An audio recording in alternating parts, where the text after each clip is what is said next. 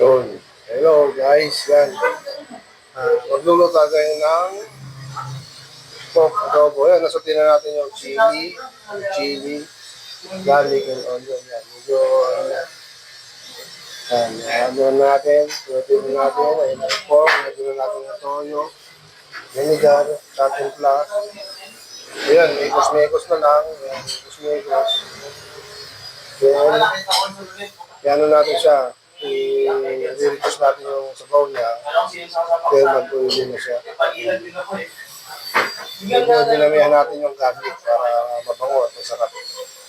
So, yun guys. Pork adobo. Ito yung bala kong ilabas dito sa menu natin. Gusto sana idagdag. So, pinag-iisipan ko kung ano. So, marami din kasi customer na naghahanap nito. Pork adobo and chicken adobo. So, pag kinumbinasyon natin, sige na. Yan na. Medyo tuyo na siya. Yan, medyo tuyo na. Inano na lang natin. Yan, para kumapit yung sauce niya sa laman. Yan guys, para kumapit yung sauce niya sa laman. Yan. So, yan. Medyo inano natin. Yan. Okay na. Ito na to.